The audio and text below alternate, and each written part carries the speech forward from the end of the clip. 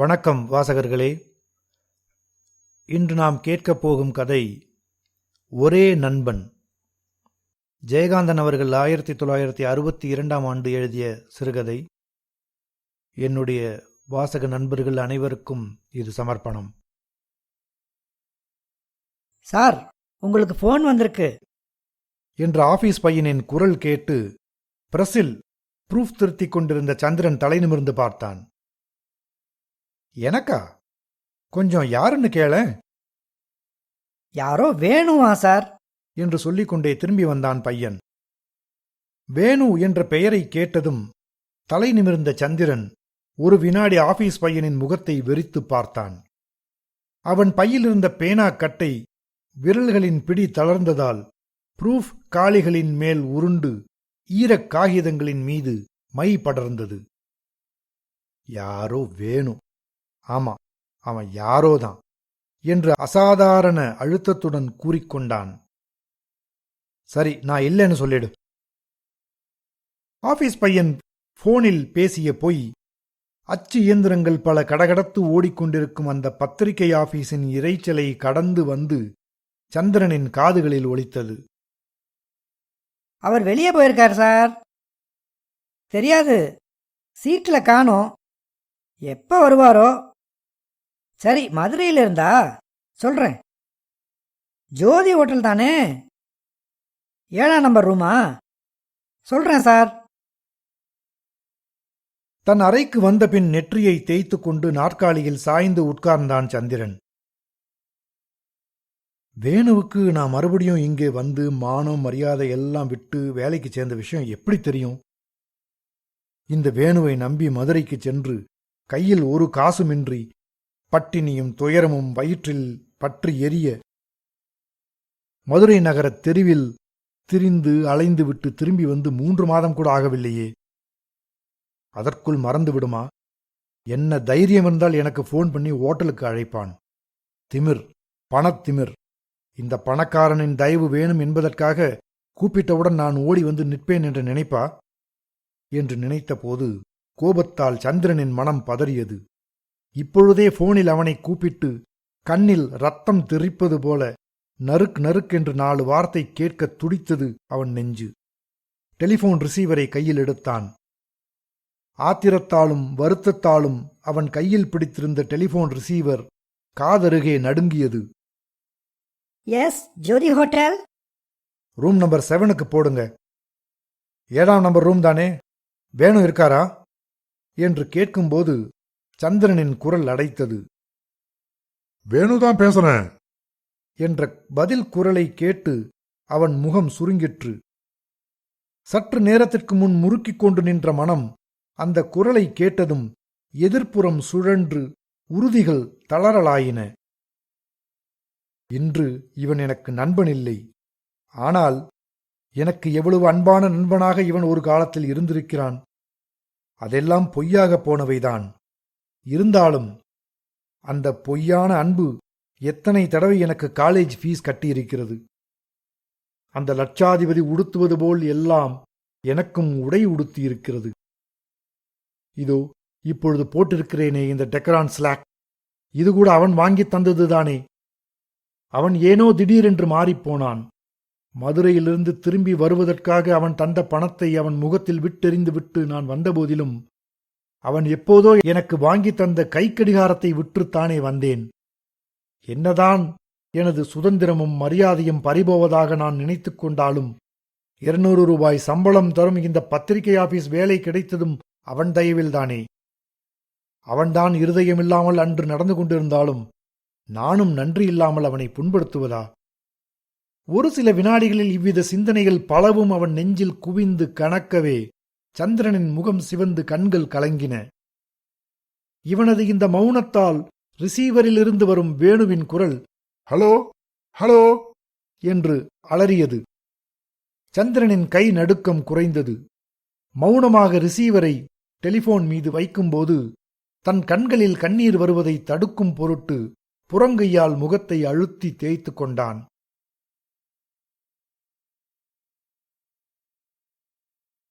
சந்திரனும் வேணுவும் கல்லூரியில் படிக்கின்ற காலத்தில் நண்பர்கள் ஆனவர்கள்.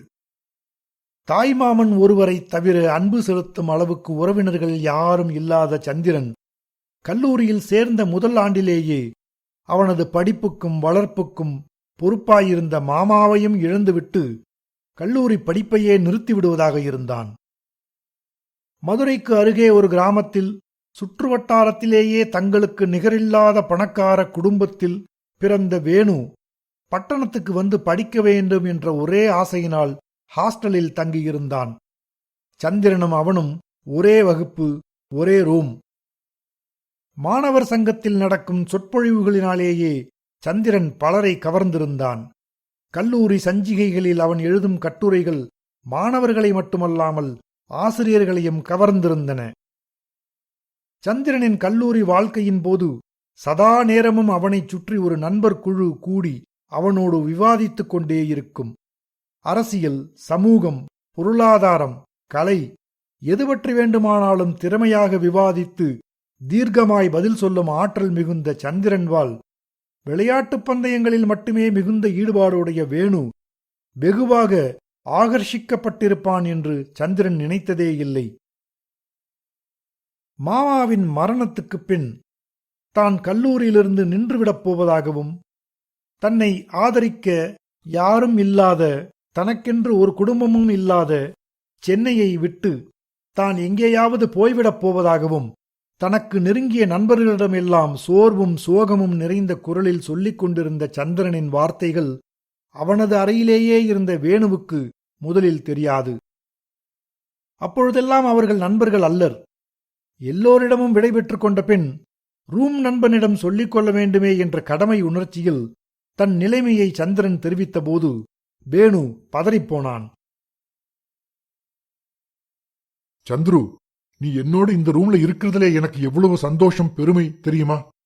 காலேஜிலே விளையாட்டு வீரர்களுக்குத்தான் ரொம்ப மதிப்பு. ஆனா எனக்கு நீ பேசுறதை கேட்கறதுலே எவ்வளவு சிந்தனை வளர்ச்சி ஏற்படுது தெரியுமா? நீ எவ்வளவு படிக்கிற, எவ்வளவு சிந்திக்கிறேன்னு உன் பக்கத்துல இருந்து பாக்குறவன் நான் தானே. அதனால யாரையும் விட நான் தான் உன்னை ரொம்ப புரிஞ்சுக்கிட்டவன்.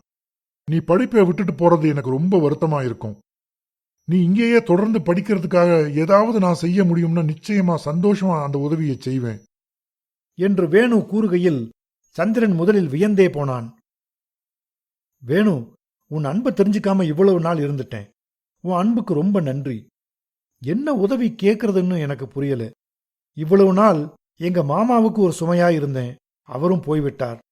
ஒருவர் கை கொடுத்தா எழுந்திருக்கலாம்ங்கிற நிலைமையில நான் இல்ல. இன்னொருவர் சுமக்க வேண்டிய சுமை நான். நட்புங்கிறது சுமை இல்ல வேணு என்று கண்கலங்கினான் சந்திரன். சந்துரு, உதவ சக்தி உள்ளவனுக்கு உதவி செய்யறது சுமையாகாது. நீ என் உதவியை ஏத்துக்கத்தான் வேணும். உன் மாமா உனக்கு என்னென்ன செய்தாரோ அதில் ஒரு குறையும் இல்லாம உன் படிப்பு முடியற வரைக்கும் கவனிச்சுக்க வேண்டியது என் பொறுப்பு. வகுப்புல நான் கத்துக்கிறத விட அதிகமா நீ ரூம்ல பேசும்போது கத்துக்கிறேன். அந்த வாய்ப்பை இழந்து விடாம இருக்க இது கூட நான் செய்யக்கூடாதா என்று வேணு சொல்லும்போது சந்திரனுக்கு என்ன சொல்வதென்றே தெரியவில்லை. எனக்கு கூட கடவுள் நம்பிக்கையும் கடவுளுக்கு நன்றி செலுத்த வேணுங்கிற உணர்ச்சியும் உண்டாகுதே என்று உணர்ச்சி நிரம்பிய குரலில் சொன்னான் சந்திரன். எனக்கு கூட என்றால் உனக்கு கடவுள் நம்பிக்கை இல்லையா என்று சிரித்துக்கொண்டே கேட்டான் வேணு.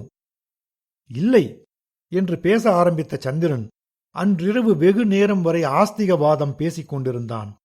ஆனால் இந்த விஷயத்தில் மட்டும் வேணுவும் சந்திரனும் ஒன்றுபட முடியவில்லை. இறுதியில் வேணு சொன்னான், அதுவும் சரிதான். நண்பர்கள் என்றால் எல்லா விஷயத்திலும் ஆமாம் போன்றவனாக இருக்கக்கூடாது இல்லையா? அதனாலேதான் உன்னுடைய வாதங்களுக்கு என்னாலே பதில் சொல்ல முடியாட்டியும் உன் தீர்மானம் சரியில்லை என்கிறேன்.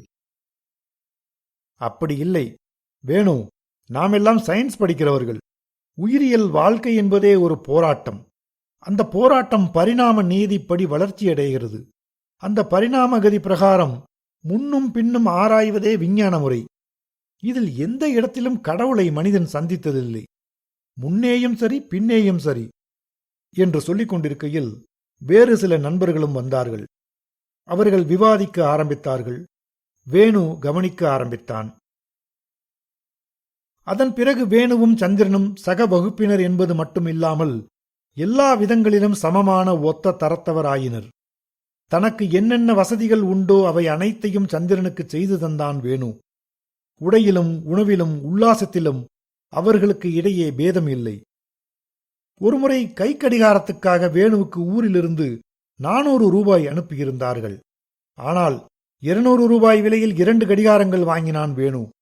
அதில் ஒன்றை சந்திரனுக்கு அவன் தந்தபோது, இதெல்லாம் அதிகம் என்று தயங்கினான் அவன். எனினும் வேணுவின் அன்பு கண்டிப்பை அவனால் மீற முடியவில்லை.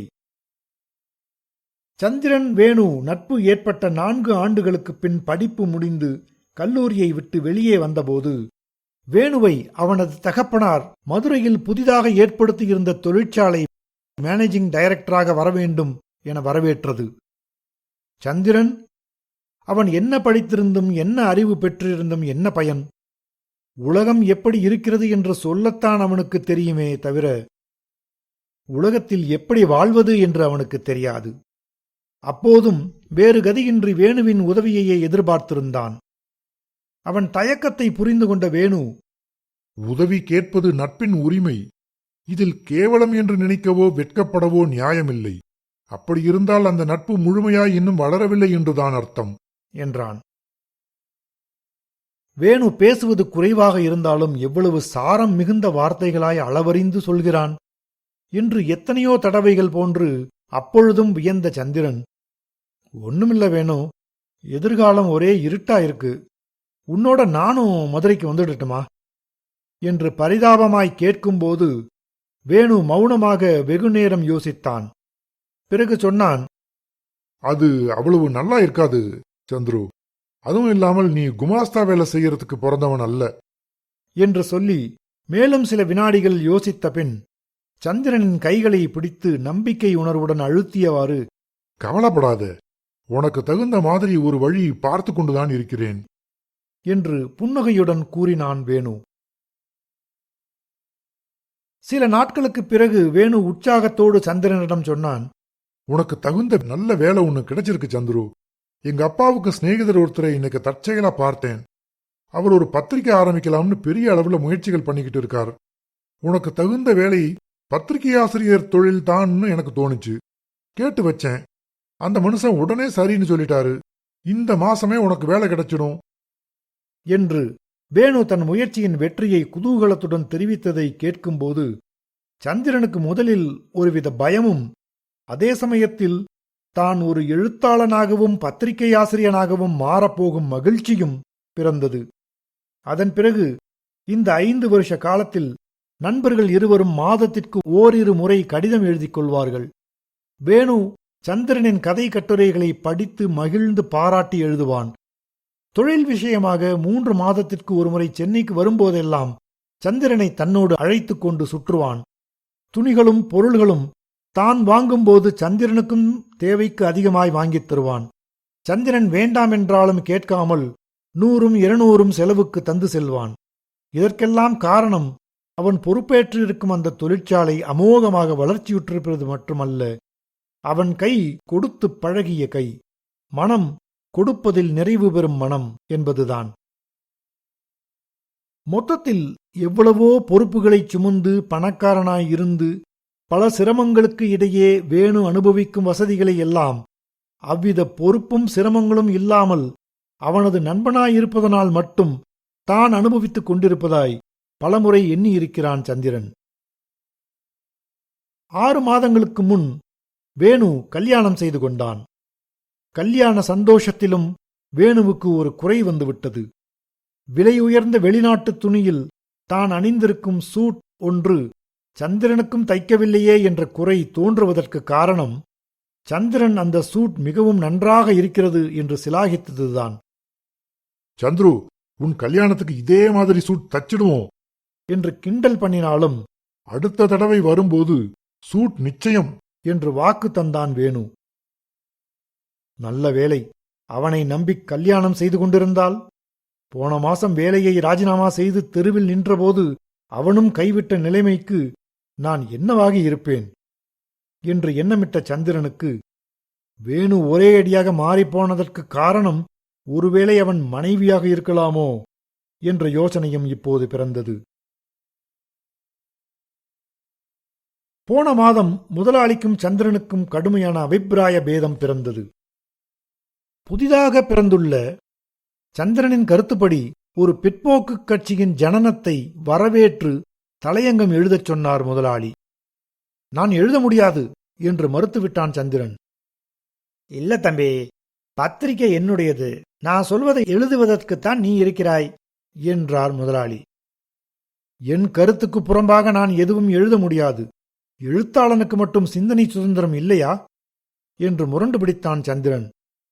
மிஸ்டர் சந்திரன், சிந்தனை சுதந்திரம், லட்சிய எழுத்துகள்னு எல்லாம் இந்த கதை எழுதி அனுப்புற கிறுக்கன்கள் பேசிக்கிட்டோம். நீங்க ஒர்க்கிங் ஜேர்னலிஸ்ட். சார், போதும். எழுத்தாளர்களை பற்றியும் எழுத்தை பற்றியும் உங்க மேலான அபிப்பிராயத்தை தெரிஞ்சுக்கிட்டேன். இந்தாங்க என் ராஜினாமா என்று மன கொதிப்புடன் கிறுக்கிய ராஜினாமா கடிதத்தை அவர் கையில் திணித்துவிட்டு வெளியேறினான் சந்திரன். அதெல்லாம் எந்த தைரியத்தில்? ஒரு பணக்காரன் நம் பக்கம் இருக்கிறான் என்ற தைரியத்தில் இன்னொரு பணக்காரனை விரோதித்துக் கொள்ளலாமா? அந்த முட்டாள்தனத்திற்கு சரியான படிப்பினை கிடைத்தது என்று தன்னைத்தானே நொந்து கொண்டான் சந்திரன். வேலையை விட்டபின் 2 கடிதங்கள் எழுதினான் வேணுவுக்கு. அந்த 2 கடிதங்களுக்கும் அவன் பதில் பெறாதது ஓர் அதிசயம்தான். பிறகு கையிலிருந்த 15 ரூபாயுடன் மதுரைக்கு புறப்பட்டான். வேணுவிடம் ஏதாவது உதவி பெற்றுக்கொண்டு திரும்பி வந்த பின்தான் ரூம் வாடகை தர முடியும் என்ற நிலை. அப்புறம் 1 மாதத்திற்கு ஹோட்டலில் பணம் கொடுத்துவிட்டு கையில் ஒரு 100 ரூபாயும் இருந்தால் அது தீரும் முன் நிச்சயம் வேறெங்காவது ஒரு உத்தியோகம் தேடிக்கொள்ள முடியும் என்ற நம்பிக்கை. கையில் ஒரு பையுடன் மதுரை ஜங்ஷனை விட்டு வெளியேறும்போது காலை மணி 11:30 ஆகிவிட்டதால் வேணுவின் வீட்டிற்கு போகாமல் நேரே அவனது ஆபீஸுக்கே போனான் சந்திரன். வரவேற்பறை சோஃபாவில் அங்கு இருந்த பத்திரிகையை புரட்டிக்கொண்டு வெகுநேரம் உட்கார்ந்திருந்தான். பிறகு ஒரு பியூன் வந்து அழைத்தான். அவனை பின்தொடர்ந்து வேணுவின் ஏர் கண்டிஷன்ட் அறைக்குள் சென்றான் சந்திரன். போனவுடன் மனசில் ஏற்பட்ட சலனங்களை மறைத்துக்கொண்டு நட்பு முறையில், என்னப்பா வேணும்? என் 2 லெட்டருக்கும் நீ பதிலே போடலையே, அதான் நேர்லயே வந்து உன்னை திகைக்க அடிக்கணும்னு வந்துட்டேன் என்று செயற்கையாய் வரவழைத்துக் கொண்ட உற்சாகத்துடன் கூறினான் சந்திரன். ஓ, எனக்கு நேரமே இல்லை. இப்ப கூட மத்தியானத்துக்கு மேல கொடைக்கானல் போறதுக்காக ஏற்பாடு பண்ணிக்கிட்டு இருக்கேன். ஒரு 15 நாளைக்கு அங்க கேம்ப்.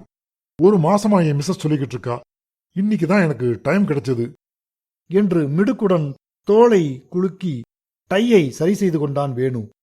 பேசும்போது கூட அவன் சந்திரனின் முகத்தை பார்க்கவில்லை. இந்த புதிய மாற்றத்தை சந்திரனால் புரிந்து கொள்ளக்கூட முடியவில்லை. ஆனால் ஒன்று மட்டும் புரிந்தது, தான் அந்த முதலாளியை விரோதித்துக் கொண்டது இந்த முதலாளிக்கு பிடிக்கவில்லை என்பதே அது. இருவரும் மௌனமாய் அமர்ந்திருந்தனர். சந்திரன் வேணுவை பற்றியே யோசித்தான்.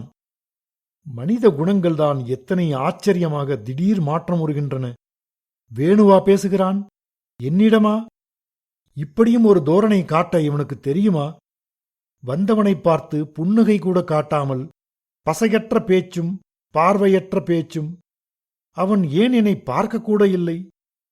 இது ஒரு தோரணை, பணக்காரர்களுக்கே உரிய தோரணை. அவன் நிலைக்கும் தகுதிக்கும் அவன் நடந்து கொள்ளும் முறை சரிதான். போனது போகட்டும். பழகிய நட்பின் உரிமையால் கடைசியாக இந்த உதவியை இவனிடம் பெற்றுக்கொண்டு கௌரவமாகவும் சுமூகமாகவும் நட்பை தளர்த்திக் கொள்வதுதான் விவேகம். எனக்கும் வேறு வழியில்லை இந்த நிமிஷத்தில் என்ற முடிவுடன் மௌனத்தை கலைத்து பேச ஆரம்பித்தான் சந்திரன். வேணு, நான் அந்த வேலையை விட்டுவிட்டது உனக்கு தெரிஞ்சிருக்கும். எழுதியிருந்தையே. சிகரெட்டை கொளுத்தி புகைச் சுருள்களை ஊதியவாறே சொன்னான் வேணு. எனக்கு நீ வேலையை விட்டது சரின்னு தோணல. என் லட்சியத்துக்கும் மனசாட்சிக்கும் விரோதமாக நான் எழுத்தையும் மனசாட்சியையும் விற்று பிழைக்க வேண்டும் என்கிறாயா என்று ஆக்ரோஷமாக கேட்டான் சந்திரன். லட்சியம், மனசாட்சி, கொள்கை, பிராக்டிகலா பேச நீ இன்னும் கத்துக்கலையா என்று வேணு சிரித்தான். புத்தியை கொண்டு வேலை செய்கிறவன் எந்திரமாகிவிட முடியுமா என்று படபடத்தான் சந்திரன். ஓ என்று உதட்டை பிதுக்கினான் வேணு. சரி சந்துரு, இது உன் சொந்த விஷயம். உன் உசிதப்படியே நடக்கலாம். மை குட்னஸ், மணி 1 ஆயிடுத்து. 1:30 மணிக்குள் நான் வீட்டிலிருந்து புறப்படணும். வந்த காரியத்தை சொல் என்று கைகடிகாரத்தை பார்த்தான் வேணு. அவன் உதட்டை பிதுக்கி தன்னை அலட்சியப்படுத்துவதும், சொந்த விஷயம் என்று ஒதுக்கி வைத்து ஒதுங்கிப் போவதும், தனது ஒரே நண்பன் தனது வருகையையே உதாசீனம் செய்வதும் சந்திரனின் மனத்தை உறுத்திற்று. எனினும் அவன் சொன்னது போல் பிராக்டிகலா, நடைமுறை உலகுக்கு ஒத்தபடி நடந்து கொள்வது என்ற முடிவில், உன்னிடம் ஒரு உதவி நாடி வந்தேன். இதுவே நான் உனக்கு தரும் கடைசி தொல்லையாக இருக்கட்டும். நான் வேலையை விட்டுவிட்டு மிகவும் சிரமப்படுகிறேன். 1 மாதத்தில் நான் எங்காவது வேலை தேடிக்கொள்வேன். அதுவரையில் என்று திக்கி திக்கி ஆங்கிலத்தில் கூறினான். தனது கெஞ்சுதலில் உள்ள பிச்சைக்காரத்தனத்தை பாஷை மாற்றம் ஓரளவு மறைக்கும் என்ற நினைப்பில் கூசி கூசி பேசினான். வேணு தலையை குனிந்து ஒரு கையால் கட்டை விரலையும் நடுவிரலையும் கூட்டி கூட்டி விளக்கி 2 புருவங்களையும் தேய்த்தவாறு யோசித்தான். நீ சொல்வாயே, நட்பின் பேரால் உதவி கேட்பது உரிமை, இதில் கேவலம்னு நினைக்கவோ வெட்கப்படவோ நியாயமில்லைன்னு. அதை மனசில் வச்சுக்கிட்டு தான் கேட்கிறேன். எனக்கு ஒரு 200 ரூபாய் பணம் வேணும். நீ எனக்கு சூட் தச்சு தரதா சொன்னையே, அந்த பணத்தில் பாதி. எனக்கு சூட் வேண்டாம் என்று பாதி புன்னகையோடும் பாதி முகம் சிவந்தும் கேட்டுவிட்டான் சந்திரன். இது பொய் என்று சொல்லத் தகுந்த குரலில் அமுத்தலான கரகரப்போடு தொண்டை அடைக்க, யாரோ ஒருவனுக்குச் சொல்லத் தகுந்த பதிலை எவனுக்கோ சொல்லுகின்ற அலட்சிய பாவனையுடன் இந்த நண்பனுக்கு கூறினான் வேணு. என்கிட்ட இப்போ பணம் இல்ல, இன்னொரு சமயம் பார்க்கலாம் என்று கூறி தனது இருக்கையினின்றும் எழுந்தான் வேணு. அவனைத் தொடர்ந்து நொறுங்கிப்போன ஹிருதயத்தை வாரிக் கட்டிக்கொண்டு சந்திரனும் எழுந்தான். அப்போது எஜமானன் வெளியேறுவதற்காக கதவை திறந்து கொண்டு நின்றான் வேலையாள். இருவரும் வெளியே வந்தனர். வெளியே பெரிய கார் நின்றிருந்தது. அதன் கதவை திறந்து கொண்டு ஒரு டவாலி சேவகன் நின்றிருந்தான். கம்பீரமாய் நடந்து செல்லும் வேணுவை தொடர்ந்து கையில் ஒரு காக்கி பையுடன் வந்து கொண்டிருந்த சந்திரனுக்கு உலகமே ஒரு வெளி மயக்காய் தோன்றியது. அப்போ நீ ஊருக்கு போ, பிறகு பார்க்கலாம் என்று காரில் ஏறிக்கொண்ட வேணு காரை கிளப்பும்போது, சந்துரு என்று அழைத்தான். கண்கள் இரண்டும் இரத்தமாய்க் கலங்க அவனை பார்த்தான் சந்துரு. வேணு சந்திரனின் முகத்தை பார்க்காமலேயே உதட்டில் புகையும் சிகரெட் நெடியில் முகத்தை சுளித்தவாறு பர்சிலிருந்து 2 10 ரூபாய் நோட்டுகளை எடுத்து காருக்கு வெளியே நிற்கும் சந்திரனிடம், ஊருக்கு போக பணம் இருக்கா என்று கேட்டவாறு நீட்டினான். சந்திரனின் கையும் வாங்குவதற்காக நீண்டது. தன் கை கொடுக்கவும் அவன் கை வாங்கவும் பழக்கப்பட்டு விட்டதால் தன்னியல்பாக அந்தச் செயல் நிகழ்ந்து விட்டதோ என்று வேணு நினைத்து முடிப்பதற்குள்ளாக அந்த 2 நோட்டுகளும் வேணுவின் முகத்தில் மீது வந்து விழுந்தன. ரொம்ப தேங்க்ஸ் என்று உருமிவிட்டு அங்கிருந்து வேகமாக நடந்தான் சந்திரன். வேணுவின் இந்த மாற்றத்துக்கு ஒரே ஒரு காரணம்தான் தோன்றியது சந்திரனுக்கு. இந்த புதிய பிற்போக்கு கட்சியில் இந்த பணக்காரனும் சேர்ந்திருக்கக்கூடும். அதை எதிர்க்கும் என்னை அரசியல் காரணத்துக்காகவே இவன் நிராகரிக்கிறான் என்ற முடிவுடன் என்றோ அவன் வாங்கி தந்த கைக்கடிகாரத்தை விற்றுவிட்டு சென்னை வந்து சேர்ந்தான். அவன் நினைத்தது போல் ஒரு வேலை என்பது அவ்வளவு சுலபமானதாக இல்லை. 1 மாதம் மிகவும் சிரமப்பட்டான். ஒன்றும் நடக்கவில்லை. அவனது சிரமத்தை கேள்விப்பட்ட மாஜி முதலாளி அவனை தேடி வர தன் கௌரவம் இடம் கொடுக்காமல் போகவே பொது விருந்து ஒன்றில் தற்செயலாக சந்திப்பது போல் அவனை கண்டு பேசினார். உழைக்கும் பத்திரிகையாளர்கள் தங்களுக்கென்று வேறுபட்ட கொள்கைகளும் சிந்தனைகளும் கொண்டிருப்பதில் முதலாளிகளாகிய எங்களுக்கு எவ்வித ஆட்சேபனையும் இல்லை. ஏனெனில் இது ஒரு ஜனநாயக நாடு. நாங்கள் ஒரு ஜனநாயக நாட்டின் முதலாளிகள். நீங்கள் வேலை செய்யும் பத்திரிகை ஒரு லட்சியத்துக்காக வெளிவரும்போது உங்கள் சொந்த லட்சியங்களை இங்கு புகுத்த விரும்புவது எங்கள் சுதந்திரத்தில் தலையிடுவதாகாதா? பத்திரிகையின் கொள்கையை புரிந்து கொண்டு நீங்கள் அதற்கு உட்பட்டுத்தான் எழுத வேண்டும். வங்காளத்திலேயே அப்படித்தான். உழைக்கும் பத்திரிகையாளர்கள் தங்களுக்கு ஒரு தனி பத்திரிகை நடத்துறாங்க. தாங்கள் வேலை செய்யும் பத்திரிகையில் எழுதிய நிர்பந்தங்களை தவிர்த்தும் அதே விஷயங்களை மறுத்தும் கூட அதில் எழுதுவார்கள். உழைக்கும் பத்திரிகையாளர்களின் கருத்துக்களை அதில் தெரிந்து கொள்ளலாம். இங்கே இருக்கும் நீங்களும் அப்படி செய்யலாமே. ஆனால் இங்கே அப்படி செய்ய முடியுமா? உன்னைத் தவிர வேறு எவனுக்கு சொந்த கருத்துக்களும் லட்சியங்களும் இருக்கு? கூலிக்கு மாரடிக்கிறவங்க தானே. சொல்றதை செய்யாதவன், செய்யறதையே சரின்னு வாதிக்கிறவன் தானே எல்லாரும். உன்னை மாதிரி 10 பேர் கூட தேரமாட்டாங்களே என்று இவனது தனித்த போக்குக்கு அவர் அனுதாபம் தெரிவிக்கும் போதே மற்றவர்களைப் பற்றி அவர் குறிப்பிட்டது சுருக்கென்று தைத்தது அவனுக்கு. இப்போது அவன் மீண்டும் அவர் காலில் விழாத குறையாய் தோல்வி மனப்பான்மையோடு பழைய இடத்தில் வேலைக்கு அமர்ந்தபின் தன்னை போன்ற பலரையும் சந்தித்து பேசி வங்காளத்தில் இருப்பது போல தங்களுக்கும் ஒரு பத்திரிகைக்கான முயற்சிகள் பல செய்து வருகிறான். லட்சியங்கள்தான் பேசும்போது எவ்வளவு சுலபமாக இருக்கின்றன. மாலை 6 மணிக்கு மேல் ரூமுக்கு வந்தான் சந்திரன். மாடிப்படி ஏறி வந்ததும் பூட்டியிருக்கும் அறைக்கதவின் முன்னே ஒரு ஸ்டூலில் அமர்ந்திருந்த வேணு, நீ ஆபீஸை விட்டு புறப்பட்டிருப்பேன், 1/2 மணி நேரமா இங்கேயே காத்திருக்கேன் என்று எழுந்து நின்று புன்னகை புரிந்தான். சந்திரனால் அவனை பார்க்கக்கூட முடியவில்லை. குனிந்த தலையுடன் அறை கதவை திறந்தான். ஏய், நீ ரொம்ப இளைச்சு போயிட்டப்பா என்று அவன் தோள் மீது கை வைத்தான் வேணு. மௌனமாய் அவன் கையை விலக்கிவிட்டு உள்ளே நுழைந்தான் சந்திரன். உள்ளே வந்து சட்டையை கழற்றிய பின்தான் தன் அழைப்பை எதிர்பார்த்து வாசல் படி அருகேயே காத்து நிற்கும் வேணுவை கண்ட சந்திரனின் மனசு உள்ளூர நொந்தது. கமின் என்று ஒப்புக்கு அழைத்தான். வெளிச்சன்னல் அருகே வைத்திருந்த ஒரு அட்டை பெட்டியை கையில் எடுத்துக்கொண்டு உள்ளே வந்த வேணு அதை கட்டிலின் மீது வைத்துவிட்டு விளக்கின் சுவிட்சை போட்டபின் அங்கிருந்த நாட்காலிகள் உட்கார்ந்தான். என்ற பெருமூச்சுடன் கோட்டை கழற்றி கட்டிலின் மீது போட்டுவிட்டு புழுக்கம் தாழாமல் டையை தளர்த்திவிட்டுக் கொள்ளும் வேணுவை பார்த்த சந்திரன் அவனுக்காக மின்சார விசிறியை சுழல விட்டான். எனினும் இருவருக்கும் ஒன்றும் பேச முடியவில்லை. வேணு தன் கோட் பாக்கெட்டில் சிகரெட் இருந்தும் அவனிடம் பேச வேண்டும் என்பதற்காக, சிகரெட் இருக்கா சந்துரு என்று கேட்டான். சந்திரன் மௌனமாக சிகரெட் பாக்கெட்டை திறந்து அவன் முன் நீட்டினான். சிகரெட்டை எடுத்துக்கொண்ட வேணு தேங்க்ஸ் என்று சொல்லும்போது சந்திரனுக்கு கண்கள் கலங்கின. அவன் மனம் மானசீகமாய் அலறியது. அடே வேணு, நாம் எவ்வளவு மாறிவிட்டோம், எவ்வளவு தூரம் விலகி ஒப்புக்கு உறவாடும் ஆச்சார கள்ளர்களாகிவிட்டோமடா வேணு என்று புலம்பியது. சந்துரு, உனக்கு என் மேல ரொம்ப கோபம் இல்ல என்று புன்னகையோடு கேட்டான் வேணு. உன் மீது கோபப்பட நான் யார்? என் கோபம் உன்னை என்ன செய்துவிடும் என்று தலையை குனிந்து கொண்டு சொன்னான் சந்திரன். பொய் சொல்லாதே, உனக்கு என் மீது ரொம்ப ரொம்ப கோபம். உதவி நாடி வந்த ஒரு நண்பனை உதாசீனப்படுத்திய குற்றவாளி அல்லவா நான்? வேணுவை எரித்து விடுவது போல் முகம் நிமிர்த்தி பார்த்தான் சந்திரன். நட்பு, நமக்குள்ளே அது செத்துப்போய் 1.5 மாசமாச்சு.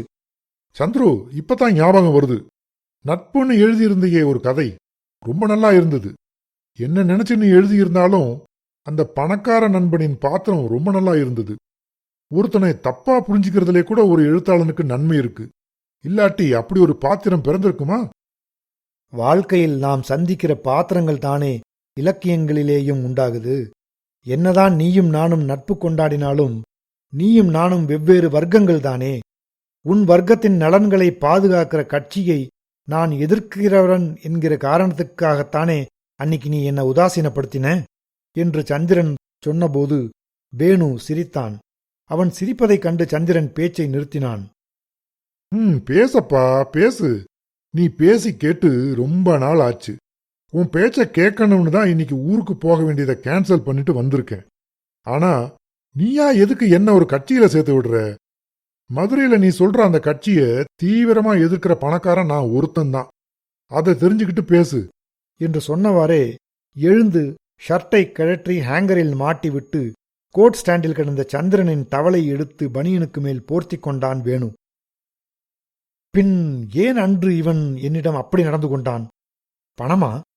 பணத்தை ஒரு பொருட்டாக நினைப்பவன் அல்லவே வேணு என்று குழம்பியபடி கட்டிலின் ஓரத்தில் தலையணையை நிறுத்தி சாய்ந்து உட்கார்ந்தான் சந்திரன். வேணு அவன் அருகே நாட்காலியை இழுத்து போட்டுக்கொண்டு எப்படி ஆரம்பிப்பது தப்பு அபிப்பிராயத்தை எவ்விதம் மாற்றுவது என்ற நினைப்பில் மீண்டும் ஒரு சிகரெட்டை எடுத்துக்கொண்டு சந்திரனிடம் பாக்கெட்டை நீட்டினான். இருவரும் தத்தம் நெருப்புப் பெட்டியில் கொளுத்திக் கொள்ளும்போது வேணு வேண்டுமென்றே தன் குச்சியை அணைத்துவிட்டு அவன் அருகே வந்து அவனிடம் சிகரெட்டில் நெருப்பை பொருத்திக் கொண்டான். பாதி சிகரெட் தீரும் வரை யாரும் பேசவில்லை. இப்படியே மௌனமாக இருப்பது சமாதானத்துக்கு உகந்த வழியல்ல என்று நினைத்த வேணு தொண்டையை கனைத்துக் கொண்டு பேச ஆரம்பித்தான். சந்துரு, என் மனசுல இருக்கிறத சொல்லிடுறேன்.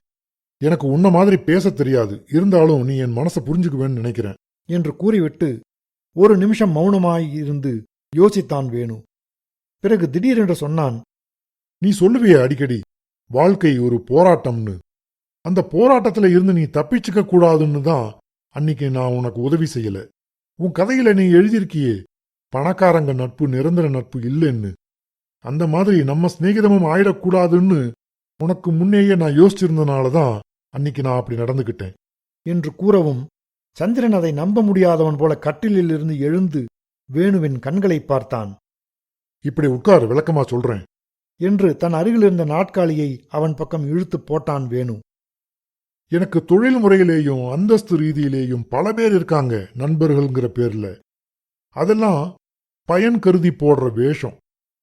வாழ்க்கையில நட்புங்கிற ஒரு பயன் மட்டும் கருதி நட்பு கொள்கிற நண்பன் ஒரு மனிதனுக்கு ஒருத்தன் கிடைக்கிறது கூட பெரிய விஷயம்.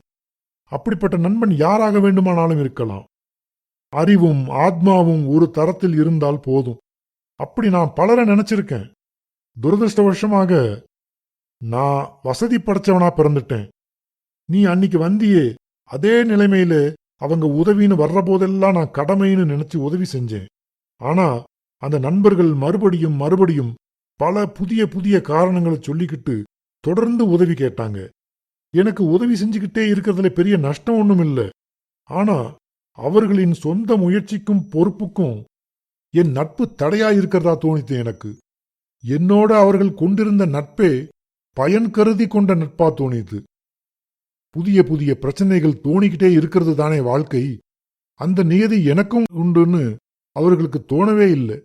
கடைசியில என் நட்பு ஏதோ ஒரு சமயம் அவர்களுக்கு பயன்படாத போது அந்த நல்ல நண்பர்கள் எல்லாரும் என்னை திட்டி வெறுக்கிறவங்களா மாறி போனாங்க. என் பணக்கார புத்தியை நான் காட்டி விட்டேனா? இப்படி எல்லாரும் போக இறுதியில் எனக்கு மிஞ்சிய நண்பன், ஒரே நண்பன் நீதான். நீயும் ஒரு உதவின்னு வந்து நின்ன உடனே எனக்கு அதெல்லாம் நினைவுக்கு வந்தது. என்னுடைய நட்பு தான் உன்னை அவசரப்பட்டு உன் வேலையை ராஜினாமா செய்ய வச்சிருக்குன்னு நான் நினைச்சா அது தப்பில்லையே என்று வேணு கேட்கும்போது தன்னை அவன் கூண்டில் நிறுத்தி கேட்பது போல் இருந்தது சந்திரனுக்கு. அது உண்மைதான் என்பது போல் உதட்டை கடித்தவாறு தலை குனிந்தான் சந்திரன். உன்னை பத்தி, ஒரு உயர்ந்த மனிதனின் உயிருக்குயிரான நட்பை பத்தி பொறுப்போட யோசிச்சேன் சந்துரு. உன்னுடைய பிரச்சனைகளை நீயேதான் சமாளிக்கணும்னு எனக்கு தோணுச்சு. என்னுடைய நட்பு உன்னை மேம்போக்கா லட்சியம் பேசி தெரியும் அசட்டு மனிதனாக ஆக்கிவிடக்கூடாது. அப்படி செய்தால் என்னைக்காவது ஒரு நாள் நம்ம நட்பு முறிஞ்சு போகுமேன்னு நான் பயந்தேன் சந்துரு. யோசிச்சு பாரு, அன்னைக்கு நீ கேட்ட பணத்தை நான் கொடுத்திருந்தா உன் பொறுப்பற்ற செயலுக்கு நான் ஆதரவு தந்த தைரியம் அளிச்சதா ஆகும். அதிலும் நீ மறுபடியும் இந்த வேலையில சேர்ந்திருக்க மாட்ட. நீ பேசும் லட்சியங்களுக்கு உகந்த வேலை இந்த சமூகத்தில் உனக்கு கிடைக்க முடியாது. பெரிய விஷயங்களை பற்றி சமத்காரமாகவும் ஆவேசமாகவும் பேசுறதிலேயே சுகமடைகிற இன்றைய தமிழ்நாட்டு சராசரி மனிதர்களில் நீயும் ஒருவனாயிடுவ. ஒரு கடமையும் பொறுப்பும் இல்லாதவன் உலகத்தில் எதையுமே சாதிக்க முடியாது. நாளடைவிலே நட்புக்கு கூட லாய்க்கில்லாதவனாக அவன் மாறிவிடுவான், இல்லையா? இருவரும் சில வினாடிகள் மௌனமாயிருந்தனர். தன் மனசில் இருப்பதை தெளிவாக தான் இன்னும் சொல்லிவிடவில்லை என்ற குழப்பத்தில் சிகரெட்டை புகைத்தவாறு பேசுவதற்கு வார்த்தைகளை தேடிக்கொண்டிருந்தான் வேணு. அவன் சொன்ன விஷயங்கள் பல உண்மைகளை தன்னுள் செலுத்தியிருப்பது போல் உணர்ந்த சந்திரன் ஒரு மூச்சு பலமாக சிகரெட்டை இழுத்து விட்டு தலையை சொரிந்தவாறு சிந்தனை வயப்பட்டான். இப்போ நீ அதே பத்திரிகையில வேலை செய்யறதுனாலே உன் உரிமையை நீ இழந்துடல. உங்க உரிமைகளை ஸ்தாபிக்க ஒரு பத்திரிகையே கொண்டு வர போற, இல்லையா? நீ வேலையை விட்டுடுறது தப்பிச்சுக்கிற முயற்சி தானே. அதுக்கு தான் சொன்னேன், பிராக்டிக்கலாயிருன்னு. வாழ்க்கை ஒரு போராட்டம்னு சொன்னால் போதுமா? வாழ்க்கை ஏன் போராட்டமாயிருக்கு? உன் லட்சியங்கள் உன்னோட இருக்கட்டும், அந்த லட்சியங்கள் வாழ்க்கையில் நிறைவேற முடியாமல் இருக்கிறதும் கொஞ்சம் கொஞ்சமா இந்த உலகத்துல அதை நிறைவேற்றிக்கிட்டும் நிறைவேற்ற போராடிக்கிட்டும் நீ வாழறதுனாலேயும் தானே வாழ்க்கை ஒரு போராட்டமாயிருக்கு. நீ போராடி சாதிக்க வேண்டிய காரியத்துக்கு நீ உன்னை நம்பாம என்ன நம்பி ஓடி வந்தா அது சரியாகுமா? தன்னம்பிக்கை இருந்தால் என்ன நம்பலாமா? நீ இருக்கிற இடத்தில் நிலையா நிற்கணும், நிற்க பிரயத்தனப்படணும். அதுக்கு மேலேதான் நட்பு. நட்பு ஒரு சுமை இல்லேன்னு நீதான் சொல்லுவ என்று சிரித்தான் வேணு. சந்திரனின் மனமும் லேசாகி இருந்தது.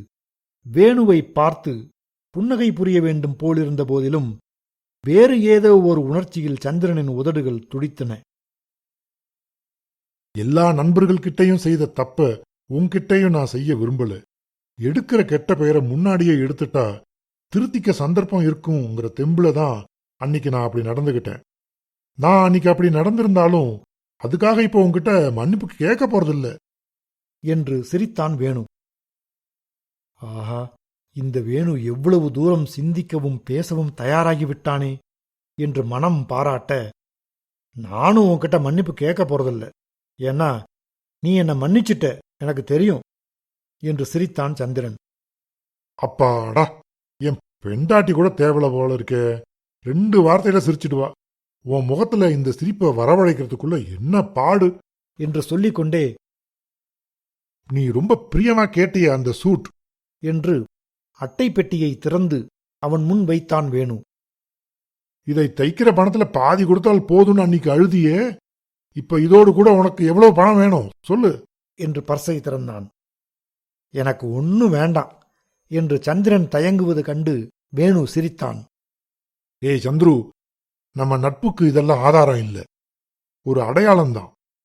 பணமும் பொருளும் ரொம்ப அல்பமான விஷயம். அது வேணும்னோ வேண்டாம்னோ சொல்லி அதை பெருசுபடுத்திடாது என்று வேணு கூறும்போது தன்னை மீறிய சந்தோஷத்துடன் அவனை பார்த்த சந்திரன் அவனை நோக்கி கை நீட்டினான். வேணு தன் கையிலிருந்த பர்ஸை கீழே போட்டுவிட்டு சந்திரனின் கரத்தை பற்றி குலுக்கினான். அப்போது இருவரும் தங்கள் நட்பு நிரந்தரமாகிவிட்ட மகிழ்ச்சியில் கைகுலுக்கிக் கொண்டபோது, நட்புக்கு இவையெல்லாம் அடையாளமே தவிர ஆதாரம் அல்ல என்று வேணு கூறியதற்கொப்ப அந்த விலையுயர்ந்த சூட்டும் பணம் நிறைந்த பர்சும் அவர்கள் காலடியில் விழுந்து கிடந்தன.